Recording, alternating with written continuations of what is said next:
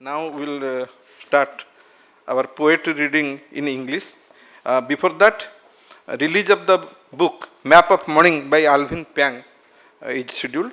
So I request all the poets for this poetry reading and all the writers of this Map of Morning by Alvin Pang.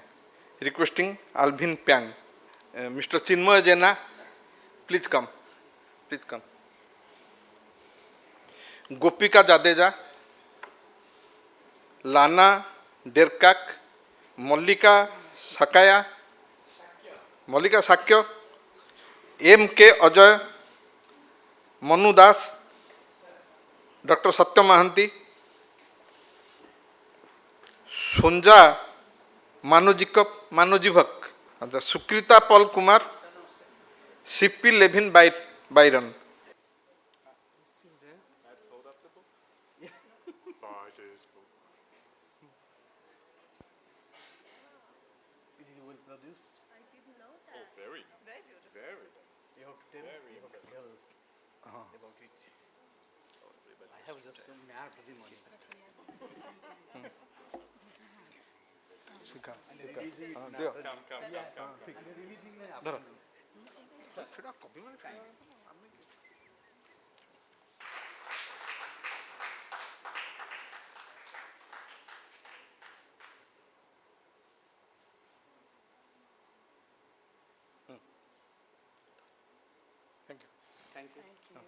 Now I request friend and poet Alvin Pang to speak about this book.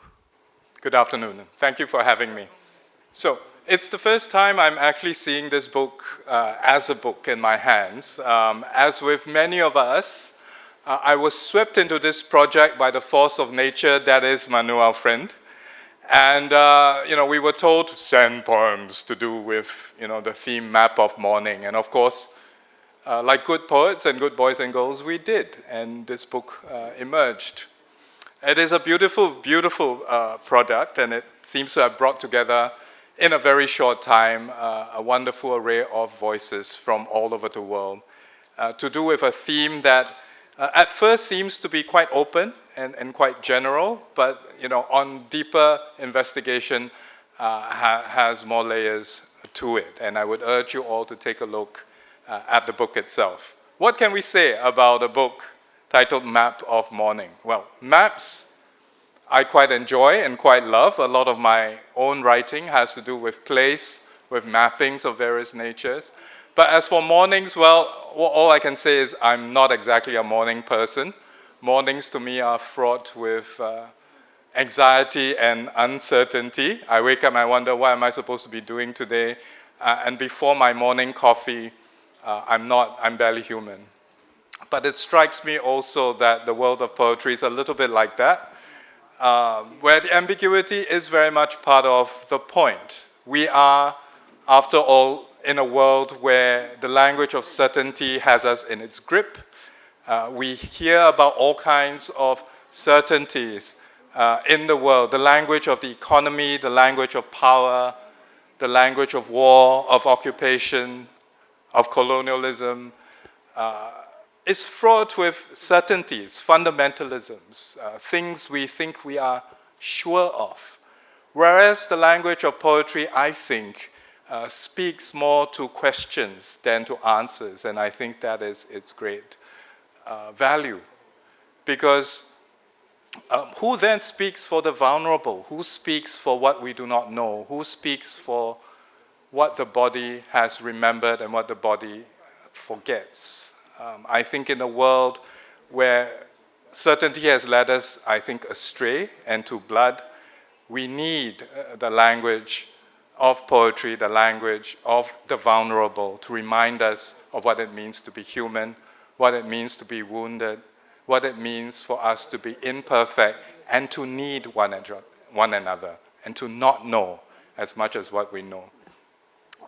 I myself finished my PhD in the middle of the pandemic, and one thing I've learned doing all that studying is the more I learn, the less I'm sure of the answers and the more I lean to the questions keep opening up. And I think there is something about poetry that is a map of and to unknowing. So I commend you to this book not of answers, but of questions, the questions that haunt us, not just personally, but in the world today. And all I can say is I look forward to reading it carefully and to wonder and to worry along with my fellow poets at where we are and where we might be going. So with that, I would like once again to congratulate the editors of this anthology, Map of Morning, which has been put together by Manu Das and MKRJ. Thank you once again for this gift.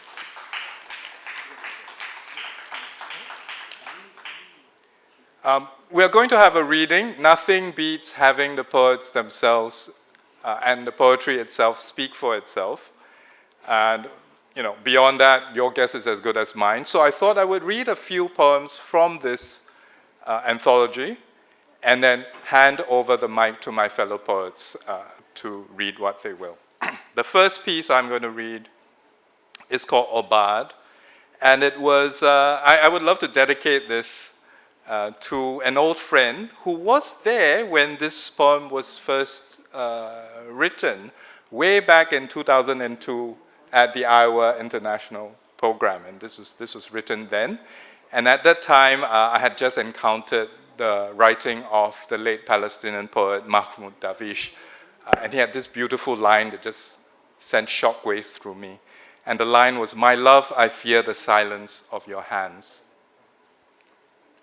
Overnight, my heart, the forest, has grown cold, and every leaf shivers with the sure knowledge of its fall, shivers yellow and maple red and mauve, summer remembered in vermilion dying. When I walk the river now, it bears merely the lightest press of feet, my body swaying to keep balance in the wetted breeze. I had to leave you on the absent shore, a warm bloom nesting in the reeds, an unfixed iridescent eye. How we part, only the morning knows, and what we said already due. Tomorrow after tomorrow, we will find the tongue to remember our silences or borrow words from the night's vocabulary of sighs. Grief will teach you new names, and I will answer hollow in drum beats and echoes, in footsteps and softly closed doors, never looking at you, never back. I place these words now in the vault of sleep before it comes, before the burial and the blood. Another poem is based on Priya Sarokai Chowdhury's translations of Andal. Andal feeding the pigeons. Don't be parrots, bound by thread to the voice of the master. Be the master, the lilt in his step, the stove of his loins, the ember fleeing into the crisp dawn air as the beloved approaches. Enter through his eyes and finish his perfection with longing. Take this grain and tell the faithless one, I am coming. I will pen him with my body. When my body is spent, I will pour breath into his lips. When I run out of breath, these words will nourish him. He can feast on their hunger. This is how we mortals tame our gods. Not an answer, but perhaps a way to map the uncertainty of the future and of the present and the mornings to come. And this is dedicated to those in so many places in the world, in the Gazas, the Tel Avivs, the Manipurs, the Myanmars, the Syrias, places in the world for whom morning did not come and might not ever come. There is a moment. There is a moment when the familiar becomes lost, and I am trying to find it. It should be a gradual process, the loosening of leaves from the fold of bark. But instead, there is a clear point of divide between what is and what you have known. Like a boy who wakes up one morning and clears his throat to find his voice no longer his own. It could be a similar instant when a chick knows it is time to tear down the walls of its shell, or when an old man knows these are the last monsoon rains we will ever see. We are blind beyond this point, having come ourselves from just a moment like this. And so much of our time is spent denying its presence, fending it off with words, holding back the sea with sandcastles as the tide comes in. But when I find it, I will ask it for its name, so that when it arrives, I can greet it and we can meet face to face, equal and unafraid. Thank you very much. I request Sri M.K. Ajay to speak a few words and read his poem. Thank you and good afternoon, everyone. It was a real pleasure co-editing this anthology along with Manu, and my gratitude to all the poets who contributed their poems to this collection. And one of the things that happens when you co-edit an anthology is that the poems start growing on you, and certain themes, they start sneaking up slowly. Certain patterns emerge between the poems, between the poets, and that's what happened to us. And we didn't set out initially thinking the theme would be what we ended up writing about in the editor's note. There is nothing much I can say which I have not already said in the editor's notes. I'm going to draw your attention to the editor's note and would request you, I would be very happy if you pick up the book and read that. But as Alvin mentioned, this anthology is really a celebration of how fragile our lives are and how magical just being living beings is. And it is also a celebration of the human condition in a world which is compromising its sanity and in a world which is fraught with many issues, war being one of them. So I'm going to just read one of my poems from this anthology, which touches a little bit on the magic of human cognition, the magic of consciousness, which is one of the things I study as an aspiring neuroscientist. And this particular poem, I thought, kind of touches on the theme of the anthology, which Manu and I finally wrote about. And the poem is titled, That and That. We fill our bodies with blue light, our fireflies flitting inside the glass jar of a known universe. Encircle us radiant pulsar rings of planets, butterflies. Let us join your gossip, parrots. Let our limbs yield to gravity. Let each cell under our skins die for another to be born. Let each circle we behold dip into the warm crimson of our desire. Only a thought that jumps and skips and throbs along the skin of electrons shatters this prism of the glass jar.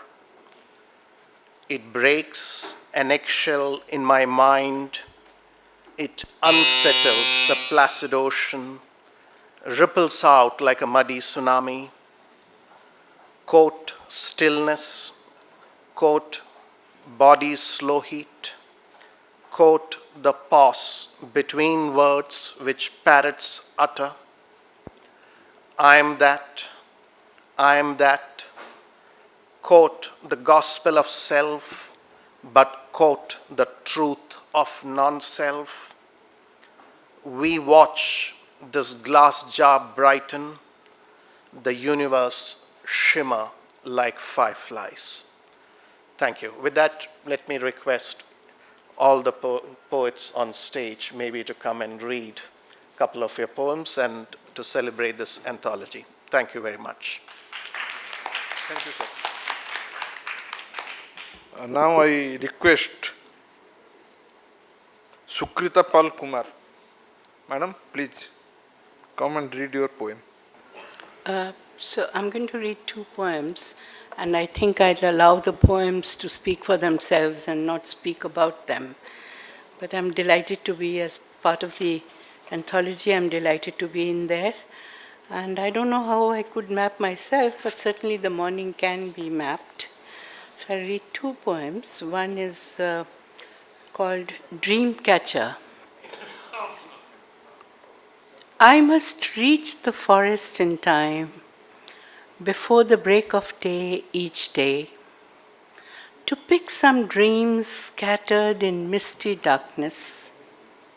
I must reach before the sun crackles through the leaves of the trees on which dreams pile up, perching on the branches through the night. Dreams half dreamt, fully dreamt, and those yet to be dreamt, like babies born and unborn, crying out for attention, making weird faces in sleep. I pick what gets my fancy, bits from my wrinkled past, the shadowy fragments of future, mixing in twilight, droplets of dew, ready to vanish with sunrise. Each day, I come home with a bag full of dreams that drip through the day for me and all, and each night I wait for the new dawn. Thank you, thank you. I want to read this poem, which is not part of this book, and I hope you don't mind, I'm just sneaking it through. And I want to read this poem because the theme happens to be war and literature, so I want to read this. At Wagah. Now, Wagah is, we know, the border between India and Pakistan. Wagah. At Wagah. At Wagah, I love you the most. The border marked by the spectacle of stomping army boots, shining medals, beating their chests into the rising and setting sun, the day becoming night and the night day, when the guards on both sides exchange bang, bang. I love you the most at Wagah, when the guns are raised to salute separation, division, rupture, when the neighbor dies and wears the shroud and becomes enemy all at once. My friend, you go away only as a bird does, flying in the free skies, when lines of hatred rise against when lines of hatred rise against prayer flags, Wagah happens. And I love you the most because you are on the other side of the border. Thank you.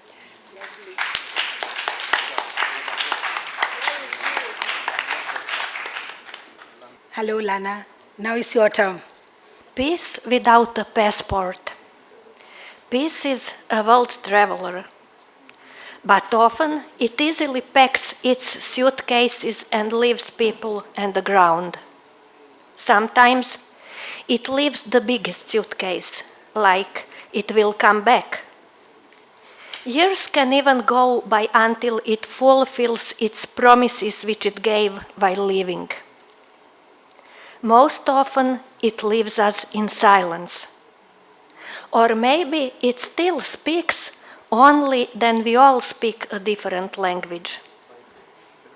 Peace is a nomad. It crosses distances of space.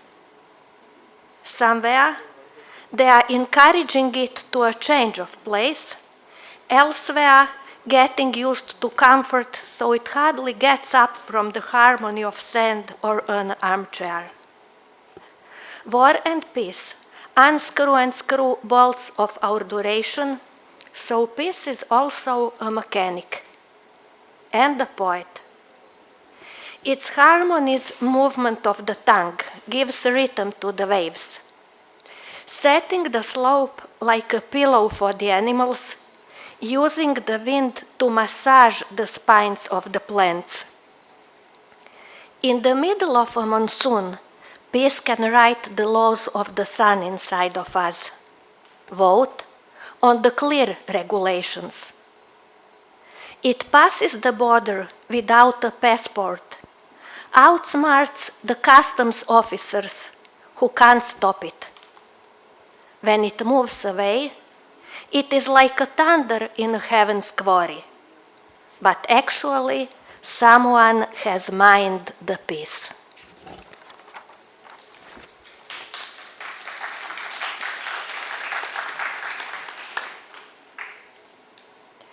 The world is nearing its end.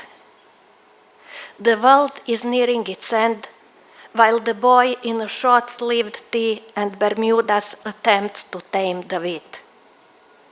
Spying on its rights connected with births and burials. The tree in the yard is a black man. It has European origins but African color of skin bark. The neighbor lights a cigarette, waving with her hand, slicing the smoke.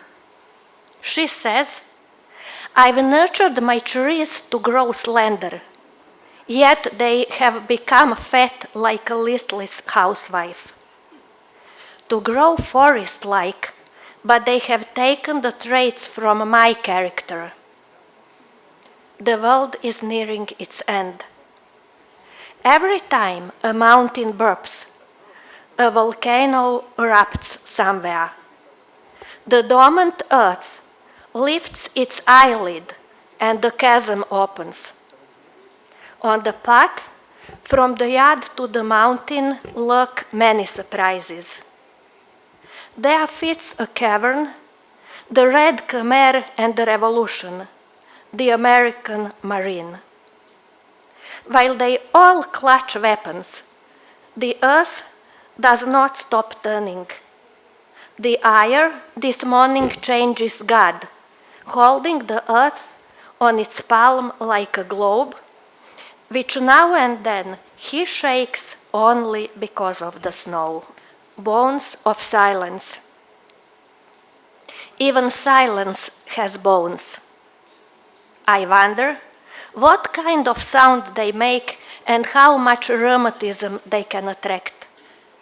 When I stumble upon a mass grave, walking in a field, I praise the benevolence of birds, who wrap up the bones they find with their song, as if providing them with new tissue. Thank you.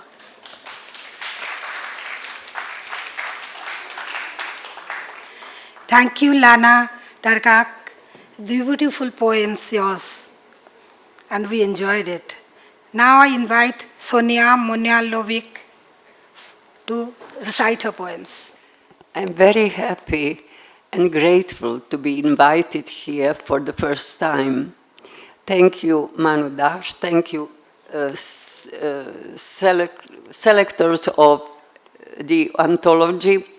And I hope so my English will be better when I'm reading. So, what if I live unskillfully? So what if I live unskillfully? If I stagger, mutilated to 1,000 eyes, until late at night, I classify tiny little nightingales almost killed. I open and open the screens of distance within them. What if I want to breathe, to eat, where there is nourishing soup of air and books, at which I will sit, lean my chin on my palm until my hand withers and my eyelids confirm? So what if I take only the books from you, mouth for our kiss?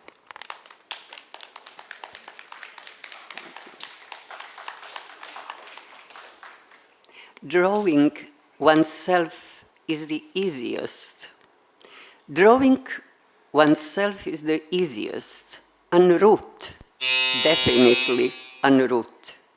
As a dot, a condensed circle, neither rain nor sun or air, all that is full is empty here. The reflection of houses upon one's back, but you won't count down souls with a word, nor with a bang upon the door. Everyone darts out of the house at once. Only the eye remains round, petrified, illuminated.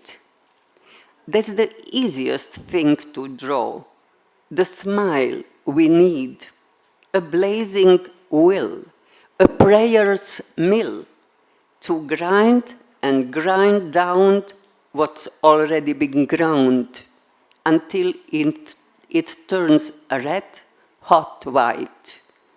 It's clear then, tomorrow I will be available for love, but not today.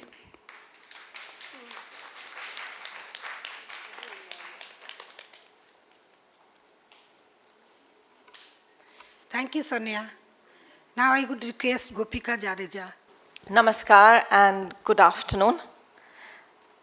Before I begin reading the poems, I would like to thank Manu Das both for organizing this fantastic festival and for drawing our attention to war and literature. Thank you also to Ajay, who has so beautifully brought these poems together and shown us the threads that come together from these poems. The first poem I'm going to read is about waiting. And this was a poem that I wrote a very, very long time ago as a young person. You know, there's some poems that stay with us through time. And if I were to pick a poem that I will not cringe at, after all these years of having written it, this is one. And as I read it, it also makes me think about the everyday. And it makes me think about what happens to every day, what happens to those little things, those little acts that we perform every day in times of war, in times of conflict, in times of strife. You know, reading this poem today and thinking about waiting, it also reminds me, you know, of a poet that Alvin mentioned earlier, Mahmoud Darwish. And this reminds me, this idea of waiting reminds me of Darwish's long cycle of poems called State of Siege, which he wrote in 2002 during the siege of Ramallah. And he says, "Here on the slopes of hills, facing the dusk and the cannon of time, close to the gardens of broken shadows, we do what prisoners do and what the jobless do. We cultivate hope." Waiting. It used to disturb me, the sight of my mother on the Jula in her little garden, waiting till daybreak for my father to come home. It still disturbs me, a woman waiting. Now, I wait, half in sleep, for the phone that is supposed to ring, turn over and wait for daybreak. You know, and then this also makes me think about the textures of waiting and the different kinds of waiting that we do. It also reminds me of different landscapes. And I'd like to share with you a landscape from Jaffna. A few years ago, I'd been to Jaffna, and I was walking along the beach and along Point Pedro. And as I walked and as I saw the war-ravaged walls that were bullet-ridden, they reminded me of a poem by Adil Mansoori, actually a cycle of poems by Adil Mansoori, who's a very important Gujarati poet. And in a sequence of poems called Bosnia, he says, "All walls bullet-riddled, all homes ruins. Jaffna afternoon. The city is a scream come unstuck, bared to the camera eye. North of Jaffna, from the afternoon auto, I see a crow peck at the carcass of a mongoose, torn into half, entrails strewn about in the middle of the dust road. The air reeks. Avoid. The poet laughs, tells stories of war, radios alive and kicking on bicycle-run batteries, a roadside snack named after landmines. The poet bent plucks silences from his head. At Point Pedro, I want to stop and take a picture of the large white cross against the darkening sky. I cannot. I'm afraid to tread where laughter is still fragile. Amidst battered fishing boats and church bells, Buddha is forced to smile. Hand unsteady, I learn to draw again on pockmarked walls. To join the dots, Sri Lanka, Srinagar, Ramallah, Baghdad, Beirut, Kobane, Kabul, Gujarat, Gaza. Thank you.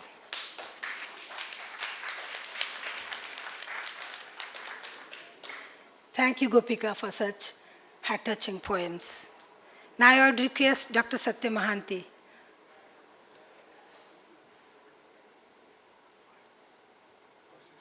The first poem which I am going to read is Incomplete Voyages.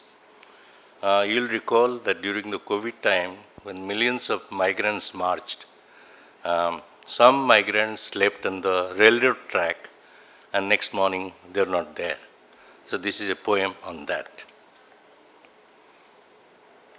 16 people sleeping on the railroad tracks, elevated enough to mimic a bed, shredded promises as their pillows, a canopy of sky to cover them. Catching sleep became a brutal dream. You will find wreckages of the voyage incomplete, bodies that do not know how to wake up from the depth of their sleep. They will not set out again with their broken oars. The second poem relates to an incident which is popularly known in India as the Hathras incident, which happened a couple of years back. It's a case of atrocity. It was a case of powers deciding to remain silent because higher-ups are involved. And it's a case of helplessness for the marginalized people. The poem's name is No Earthly Color Will Change. No earthly color will change. She is dead. Her voice silence forever. The grass is limp with damp. Nothing can hurt her anymore. No color changed. Her tongue was slate. Even the hasty incineration cannot hide the bleeding silence of the time. No color changed. When the fingers dug into the flesh, she hated her mouth sealed by mouths, hands pinion, body still like a carcass. No color changed.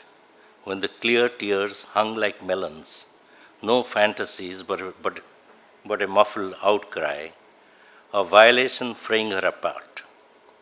No earthly color will change. They didn't need hideout. Vastness was an alley. Karma was hidden with countless collaborators. Justice drowned in traffic, a quicksand of forgetfulness.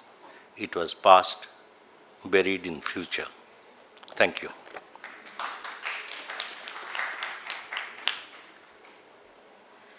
Thank you so much, Dr. Mahanti. Such a beautiful poem. Now I would request C.P. Levin Byron. So, as Gupita, I prefer to read an old poem that is reminding me my father that passed away 18 years ago. Tomorrow. Tomorrow I will drive to my father and tell him things that are obvious, that cannot be delayed, for delay cannot be remedied, and neither man nor God can plead for correction. I will come at the start of his day, his toast and his milky white coffee. I will say slowly lucid words with precise space for silence. And he will catch them all like accurate ball pass. As even when he is angry, for him I am more than he could dream of. And from this I built my roof and my fireplace. And when I was Jonah, he was the captain who refused to throw me into the water. Though he knew that I was attracting the storm. But when the sea did not calm, he set me adrift, tied by a rope to the stern, lowered bright lights to drive the fish away from me, rowed with all his strength back to the land, and made vows for me so I could fly. My father deceived God.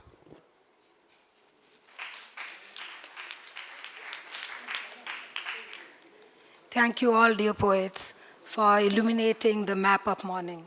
I hope the book will reach everybody's heart. All the best. Prior to that, as usual, let's have a mention of our sponsors and well-wishers for organizing 8th Odisha Art and Literature Festival 2023. We express gratitude for support and presenting sponsor J.M. Baxi, NMDC, powered by Evers Buildcon, Indian Oil and Associate sponsors Life Insurance Corporation of India, Jindal Steel and Power, and Steel Authority of India Limited.